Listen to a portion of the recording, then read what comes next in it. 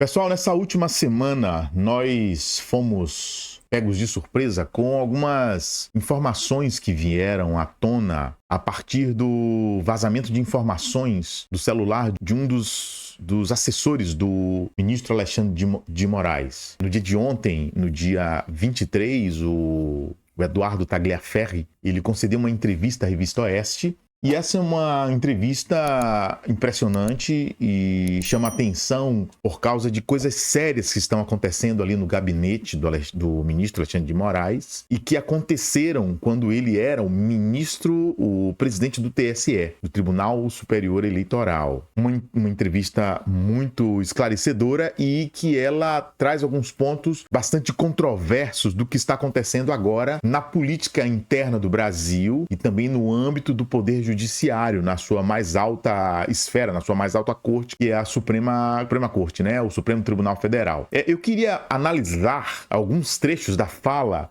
do Eduardo Tagliaferri para que nós pudéssemos ver a gravidade das coisas que estão acontecendo e os desdobramentos desses eventos nos próximos dias. No próximo dia 7 de setembro já está convocada uma manifestação na Avenida Paulista, em cidade de São Paulo. Muito provavelmente essa manifestação deve tomar outras cidades do Brasil e isso vai se desenhando como uma pressão popular muito grande, tanto contra a Suprema Corte, como também como uma pressão sobre o presidente do Senado, o senhor Rodrigo Pacheco, que até aqui tem resistido a abrir um processo de impeachment contra o Alexandre de Moraes. Eduardo Tagliaferri abre o jogo: estou sendo perseguido. As palavras dele aqui no site da Revista Oeste. O ex-servidor do TSE fala pela primeira vez depois do vazamento de mensagens em que recebe ordens de um assessor de Moraes. Eduardo Tagliaferri, perito de crimes cibernéticos e ex-servidor do Tribunal Eleitoral, está no centro de um escândalo envolvendo vazamentos de mensagens de integrantes da corte, divulgados pela Folha de São Paulo. Segundo o jornal, Tagliaferri era responsável pela apuração, investigação e elaboração de relatórios encomendados pelo então presidente do TSE, ministro Alexandre de Moraes. Em entrevista exclusiva à Oeste, Tagliaferri nega veementemente as acusações de que teria vazado os dados do seu celular. Ele acredita que as informações podem ter sido coletadas quando o aparelho foi apreendido pela Polícia Civil de São Paulo, em 2023, ocasião em que foi preso por violência doméstica. Tagliaferri nega ter cometido crime. Vou passar aqui já para as partes onde o entrevistador faz algumas perguntas para Tagliaferri. Importante que ele diz, né, que ele lamenta estar sentindo-se isolado. Os seus ex-colegas do TSE o isolaram, bloquearam nas redes sociais, e ele afirma, né, sentir-se isolado depois da exoneração, afirma ter perdido contato com os colegas e que ele está sendo perseguido. Ele diz que está tranquilo porque, quanto ao processo em que ele é testemunha, ele aqui ainda não é acusado. Por enquanto, ele é apenas testemunha. Tagliaferri admite temer possíveis retaliações. Por enquanto, ele ainda é testemunha. Futuramente, com o desenrolar dos eventos, pode ser que ele seja implicado como um réu. O entrevistador pergunta: por que o senhor decidiu conceder esta entrevista? Não conversei com ninguém até agora, mas com a Revista Oeste faço questão. Conheci a Revista Oeste pelo TSE. Nessas mensagens divulgadas, digo que não encontrei nada da Revista Oeste. Nas mensagens divulgadas, digo que não encontrei nada contra a Revista Oeste, sou ético, de fato não existia nada. Tanto é que Ayrton Vieira diz: use sua criatividade, pegue coisas mais ácidas. Nem coisas ácidas havia. O que ele está relatando aqui é que o juiz auxiliar do ministro Alexandre de Moraes, o senhor de nome Ayrton Vieira, ele insiste com ele para que ele tente encontrar alguma coisa que implique judicialmente a Revista Oeste. Ele é encorajado pelo juiz Ayrton Vieira a usar a criatividade. Você imagina isso num tribunal de justiça onde as pessoas podem ser presas e condenadas, quando um membro do judiciário ele força pessoas que trabalham naquele gabinete a criar narrativas para implicar pessoas judicialmente. Isso é muito grave, isso é muito sério que está acontecendo no judiciário brasileiro. O entrevistador pergunta para ele: o senhor vazou as mensagens para o jornalista Greenwald? Ele respondeu: não, porque conheço Alexandre de Moraes, conheço antes de sua entrada no Supremo Tribunal Federal, conheço bem sua personalidade, eu jamais teria coragem. Essa fala do Eduardo Tagliaferro, ela por si só já diz muita coisa. Ele teme pela sua própria vida em fazer qualquer coisa que traga algum tipo de prejuízo para o ministro Alexandre de Moraes. Aí o entrevistador pergunta para ele: Glenn Greenwald e Fábio Serapião, responsáveis pela série de reportagens, o procuraram? Ele responde: recebi o contato de Serapião uma vez, querendo falar comigo, não respondi. Depois recebi contato de vários jornalistas. Aliás, enviei para o STF as perguntas que o repórter da Folha de São Paulo fez para mim. O senhor chegou a ser preso sob acusação de violência doméstica. O que aconteceu? Ele respondeu: fui preso ilegalmente porque não houve violência doméstica. O disparo de arma foi acidental. O processo que corre no município de Caieiras, em São Paulo, trata apenas de um disparo acidental de arma de fogo. Todas as testemunhas são claras, não atirei. O laudo mostra que minhas mãos não tinham vestígio de pólvora, nem de chumbo. Foi uma armação política, não fui sequer para uma cela. Fiquei numa sala a noite inteira. E aí o entrevistador pergunta de novo: foi nessa ida à sede da Polícia Civil que o senhor deixou o celular?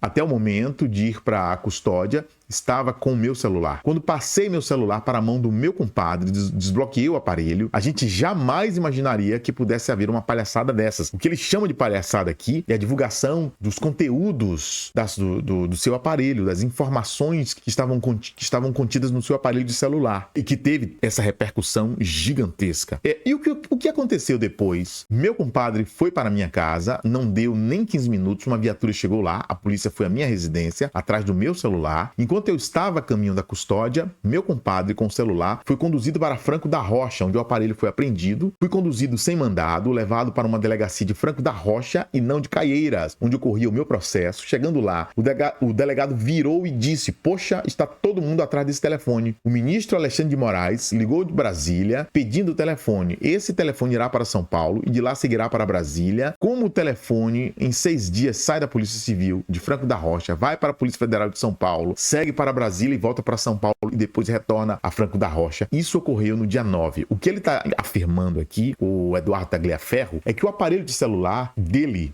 seu celular pessoal, ele saiu de suas mãos nesse dia 9 e ele correu por muitos lugares e por muitas mãos. E muito provavelmente, na avaliação dele, no momento que esse celular saiu de sua mão e passou por muitas outras mãos, é possível que em uma dessas mãos alguém tenha vazado essas informações e feito essas informações chegarem até Glenn Greenwald. Então, durante esses dias, qualquer pessoa tenha tido, o entrevistador afirma, né? Então, durante esses 6 dias, qualquer pessoa que tenha tido acesso ao telefone pode ter pego esses arquivos. Ele responde: com certeza. O senhor recebeu o celular de volta? O entrevistador pergunta. Sim, no mesmo dia, fui comprar um novo telefone, o celular apreendido era um iPhone 12, comprei um iPhone 13, conversei com um colega, contei que meu antigo celular estava apreendido, ele ficou inconformado, me convenceu a ir buscar o celular na polícia, o telefone estaria lá, disseram. Como o telefone foi a Brasília e voltou, sem lacre, sem nada, o delegado devolveu meu celular. 1 ou 2 dias depois fui fazer uma transferência de dados do meu telefone, apenas queria os dados do meu celular antigo, percebi que o celular antigo estava travando. Pedi que arrumassem, me disseram que não compensaria para me certificar de que nenhuma informação seria usada. Ele está dizendo que para que, enfim, descartasse o telefone, ele não quisesse mais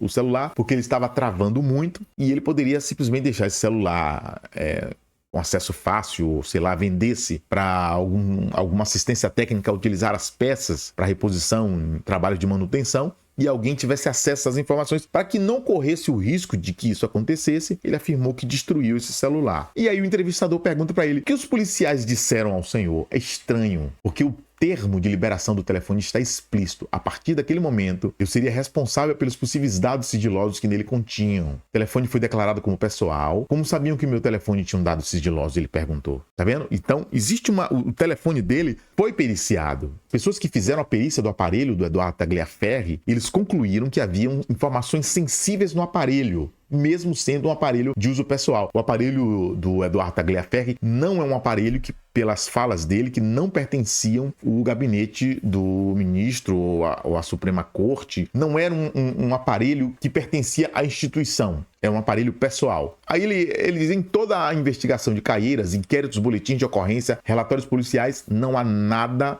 mencionado sobre o telefone. Mas quem apreendeu o celular? Então, você repara que toda essa conversa, ele fala, né, que o que no termo da liberação do aparelho estava explícito que a partir daquele momento ele seria responsabilizado por quaisquer vazamento de informações contidos no aparelho. No entanto, em toda a investigação de carreiras, nos inquéritos, nos boletins de ocorrência, nos relatórios policiais, não há nada mencionando o celular dele. Ou seja, esse tipo de liberação do aparelho, onde há uma advertência de que ele agora se tornaria responsável por quaisquer vazados, é como se fosse uma coisa extraoficial. E aí o entrevistador pergunta para ele mais uma vez, não é uma tentativa de usá-lo como um bode expiatório? Notem a resposta do Tagliaferro. Não tenho dúvidas. Já ouvi gente dizendo que irão prender meu telefone, querem destruir o que tem lá dentro, mas nem tem o material. Não queria vender meu telefone, ali havia não só coisas do TSE, como documentos, fotos de crimes, fotos de processos civis, há documentos sigilosos de vários tribunais. Não usei meu telefone exclusivamente para o TSE. Meu telefone é pessoal. E ele afirma, perdi tudo. Perdeu suas coisas pessoais, suas fotos, seus vídeos, coisas pessoais, né, como ocorre no celular de qualquer pessoa. De quem o senhor suspeita? O entrevistador pergunta para ele. Não posso afirmar que foi alguém da Polícia Civil, né?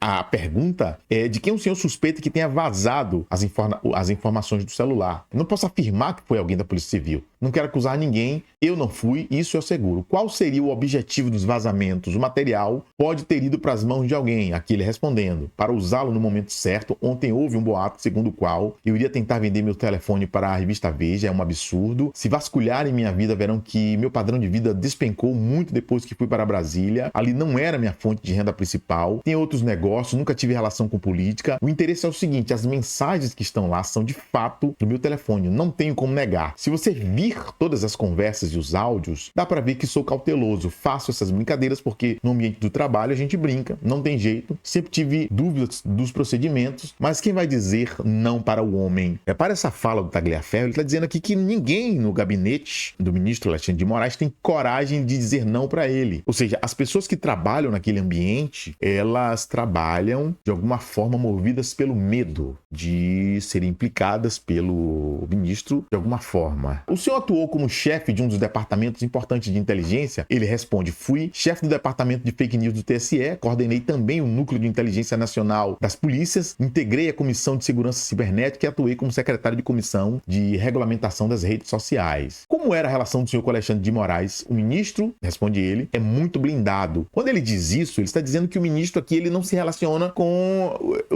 as pessoas ali, muito provavelmente de funções mais secundárias, como no caso era dele, né? O ministro, a gente vê no relato da entrevista, que o ministro se reportava diretamente ao Ayrton Vieira e o Ayrton Vieira se reportava diretamente para o Eduardo Tagliaferro. Não havia uma ordem direta do ministro para o Tagliaferro. Ou seja, o ministro Alexandre de Moraes, ele envia ordens diretamente aos juízes auxiliares, que o auxiliam nas execuções, né, do seu trabalho como ministro da Suprema Corte, e esses juízes auxiliares é quem passam as ordens para as funções mais inferiores, né, de toda a funcionalidade do tribunal. Aí ele responde o seguinte, o ministro é muito blindado, se falou comigo 3, 4 vezes foi muito. Então as coisas vinham, não eram para mim. A assessoria monitorava, de fato, que era o objetivo dela. Via tudo que passava acontecendo, uma movimentação em rede social, os principais alvos. Quando cheguei, os alvos existiam e eram monitorados. Apenas dei continuidade. Agora, a interpretação dos relatórios, se havia crime ou não, quem decide era o ministro. Eu não tinha poder de decisão nenhum, eu só recebia a ordem. Ou seja, ele está afirmando, e essa aqui é uma observação da dinâmica de trabalho daquele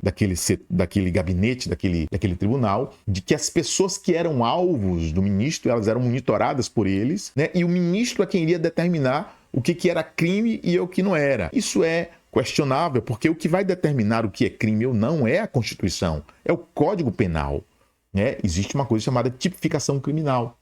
É a forma como a Constituição, o Código Penal, classifica quaisquer tipo de atos ilícitos, né? O poder de determinar o que é crime ou não está nas mãos de um membro do Judiciário, e sim definidos de forma expressa na Constituição, né? No Código Penal da nossa Constituição Federal. O senhor participava do grupo de WhatsApp dos inquéritos? Eu não fazia parte, havia um grupo só do STF, pelo que percebi, era um grupo deles, e Alexandre de Moraes integrava esse grupo. Como os relatórios eram produzidos, eu recebi o material por WhatsApp, porque o ministro era tanto do STF como do TSE. Existiam certas urgências para atuar, para intervir, porque o discurso sempre era de que iria ter golpe, que iria ter alguma coisa desse gênero. Então, o medo era que, se não fosse ágil, algo poderia acontecer ao país. O trabalho era muito rápido, o relatório da minha parte era oficial. Se havia mensagens de ódio, informava, havia denúncias anônimas, mas também houve denúncias que vinham do próprio ministro Alexandre de Moraes. Em outras trocas de mensagens, o senhor manifestava preocupação com o envio dos relatórios do TSE pedidos por Ayrton Vieira e sugere a criação de um e-mail que enviasse a denúncia à Corte Eleitoral. O senhor chegou a criar este e-mail? Ele responde: não, no TSE havia e-mails dedicados a receber denúncias.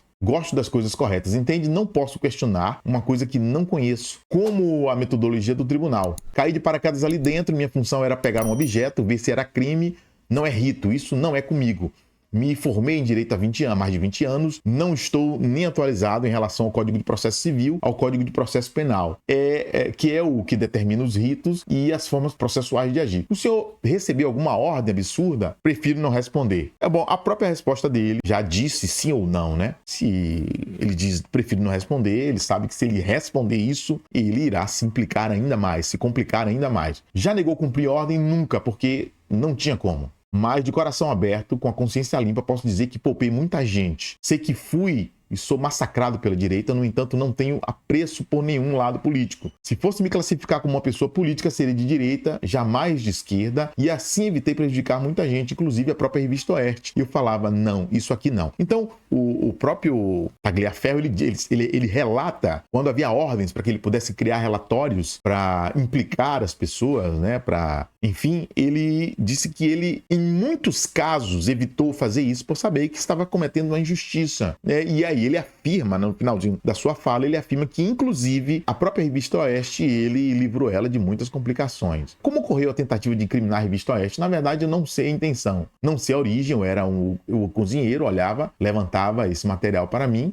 Na verdade, não sei a intenção, não sei a origem. Eu era o cozinheiro. Olha, levanta esse material para mim e vê o que tem. Nas falas publicadas pelas reportagens, digo que encontrei apenas material jornalístico. O senhor entende o desespero das pessoas que foram perseguidas por Alexandre de Moraes? Sei que meu trabalho fez parte disso, mas não tive opção. Eu era um funcionário, é como se fosse um cozinheiro, dono de um restaurante, e o dono do restaurante falasse assim: quero que você faça feijoada hoje, coloque beterraba na feijoada. Suponha que respondi: mas beterraba não. E o chefe respondeu: não, põe beterraba. Está bem, colocarei beterraba. Ou seja, ele está afirmando que ele estava numa situação em que ele não podia não executar as ordens, mesmo que essas ordens fossem ordens erradas, porque ele não tinha poderes para não executar essas ordens, por ser um funcionário. Enfim, que foi trazido a público, é muito sério, muito grave. O TSE e o STF acionaram um senhor para investigar os atos do 8 de janeiro. Houve um pedido do STF para a realização de um levantamento de dados dos manifestantes, ficha civil, vamos dizer assim, a equipe de investigação produziu esses documentos. Foram semanas de trabalho, cerca de 1.500 pessoas estavam na lista, eram pessoas que foram presas. Ele vai, né, aqui ele vai dar a opinião dele sobre algumas questões, né, se ele acreditava que houve realmente tentativa de golpe no dia 8 de janeiro. E aí tem no finalzinho, só pra gente resumir, o entrevistador pergunta qual o seu sentimento em relação a Alexandre de Moraes, antes e depois dos diálogos que foram vazados. Ele responde: sempre tive admiração e respeito pelo ministro, ele é extremamente inteligente nas questões relacionadas ao direito, e muitas de suas decisões foram sensatas. Falaram que fiquei magoado com ele por causa da minha prisão, mas não me importei com a exoneração, porque não queria mais ficar ali, queria voltar para minha casa, para minha família. Tenho 2 filhas pequenas e senti muita falta delas, e não era a primeira vez que eu tinha pedido exoneração. Há até uma figurinha de WhatsApp com a minha cara dizendo: vou pedir exoneração. Tiravam sarro da minha cara e até ontem não tinha mágoa nenhuma do ministro, mas a forma como Alexandre de Moraes está agindo comigo, sim, estou chateado, virei desafeto dele. Então, a questão é muito grave. As coisas que estão acontecendo agora são muito sérias. Essa fala do Tagliaferro, feita no dia de ontem, né, no dia 23, na última sexta-feira, ela vem colocar mais combustível nessa fogueira que já está queimando. Ao longo de todos esses anos em que se solicita, né, se pressiona o presidente do Senado, Alexandre Pacheco, de abrir um processo de impeachment contra o ministro Alexandre de Moraes, né, e não é a primeira vez que se tenta fazer isso, o Rodrigo Pacheco sempre afirmou que não iria fazer isso, porque não há indícios quaisquer de crimes que impliquem o ministro Alexandre de Moraes num processo de impeachment. No entanto, agora a fala de Pacheco, ela mudou. O Pacheco aqui na própria Revista Oeste, ele está dizendo, diz que terá prudência no pedido de impeachment contra Alexandre de Moraes. Ele não está dizendo mais que não abrirá. Ele está dizendo agora que ele terá prudência. O presidente do Senado afirmou que quer evitar que o país vire uma esculhambação. O presidente do Senado, Rodrigo Pacheco, disse que terá prudência na análise dos pedidos de impeachment do ministro do Supremo Tribunal Federal Alexandre de Moraes. A declaração foi feita num evento da Universidade Federal de Minas Gerais, na sexta-feira, 23, de acordo com o jornal O Estado de São Paulo. Os pedidos de impeachment ganharam força depois da reportagem da Folha de São Paulo revelar que Moraes ordenou ao Tribunal Superior Eleitoral a produção de relatórios para embasar decisões contra aliados do ex-presidente Jair Bolsonaro e também contra jornalistas que criticavam o presidente Luiz Inácio Lula da Silva. Ou seja, há material de sobra agora que comprovam que o ministro Alexandre de Moraes cometeu erros graves em todos esses processos, monitorando pessoas e determinando pessoas que ele considera como desafetos a implicá-los judicialmente. Então, as falas do Pacheco, elas já mudaram. Há um abaixo-assinado que está sendo feito, que já passaram de mais de 1 milhão de assinaturas. Petição online de impeachment de Moraes já ultrapassa mais de 1 milhão. A última vez que eu tinha visto já estava em 1 milhão e 9 mil pessoas. Até aquele momento, a última vez que eu tinha visto, a gente pode ver esse número, em que número precisamente está agora, mas o fato é que já existe uma movimentação popular pedindo para que o processo de impeachment de Alexandre de Moraes seja feito. O Alexandre de Moraes, neste momento, ele é o relator deste inquérito para descobrir quem vazou as informações do celular do Eduardo Tagliaferro. Isso é uma coisa que juridicamente está errado, porque o Alexandre de Moraes, ele está concentrando nas suas mãos a execução de processos jurídicos, judiciais, nos quais ele é a vítima, ele é o relator, ele é o juiz e ele é o acusador, né? Então, o que é que está acontecendo nesse momento? A ala do STF, procuradores defendem a saída de Moraes da relatoria sobre os vazamentos de mensagens. Ou seja, já existe um incômodo de membros da própria Suprema Corte, de pares do próprio ministro Alexandre de Moraes, de que já está indo longe demais, né, esses atos dele de iniciar processos de investigação, né, se tornar o relator desses processos, ele mesmo ser o juiz, né, ele mesmo é a vítima e ele mesmo é o juiz. Então, olha, a matéria da CNN diz que há um incômodo por parte da corte com a exposição em que o caso causou ao Supremo Tribunal. Uma ala do Supremo Tribunal Federal, um integrante da Procuradoria-Geral da República, defendem que o ministro do Supremo Tribunal, Alexandre de Moraes, deixa a relatoria do inquérito que apura o vazamento de mensagens trocadas entre servidores da Corte e do Tribunal Eleitoral. O Eduardo Tagliaferro, ele quer uma careação entre o amigo e o delegado que apreendeu o seu celular. Ele quer, o Tagliaferro, na verdade, toda a preocupação dele é que fique claro, que fique provado que ele não é o responsável pelo vazamento dessas mensagens, porque ele sabe que mais cedo ou mais tarde ele vai se tornar o réu de todo esse processo, né? Ele hoje sabe que ele é apenas testemunha, mas à medida que a temperatura for subindo, né, e a pressão sobre o Alexandre de Moraes for aumentando, ele vai implicar o Tagliaferro como o responsável pelo vazamento dessas mensagens. A defesa do perito Eduardo Tagliaferro pediu ao ministro Alexandre de Moraes, do Supremo Tribunal Federal, uma cariação entre o amigo responsável por entregar o seu celular à Polícia Civil de São Paulo e o delegado que apreendeu o aparelho. O pedido foi feito no inquérito aberto no STF para apurar o vazamento de mensagens no celular Tagliaferro, que chefiou o órgão de combate à desinformação do Tribunal Superior Eleitoral sob o comando de Moraes. Então, essa é a situação no momento. A gente se pergunta por que o Alexandre de Moraes ainda não foi para cima da Folha de São Paulo. Porque